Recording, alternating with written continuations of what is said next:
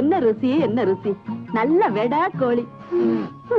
புரியாத பயலுங்க, கோழி அடிச்சு குழம்பு வச்சு சாப்பிட்டா அன்னையோட கோழி சாப்பாடு சரி, இப்படி சாப்பிட்டா தினசரி கோழி சாப்பாடு சாப்பிடலாமே. என்ன மனமா இருக்குது. ஏண்டி, நான் கோழிச்சோறு சாப்பிடுறத வேடிக்கையா பாக்குறீங்க? மரியாதையா ஆளுக்கு 10 ரூபாய கீழே வச்சுட்டு போயிருங்க, இல்ல விட மாட்டேன். ஆமா,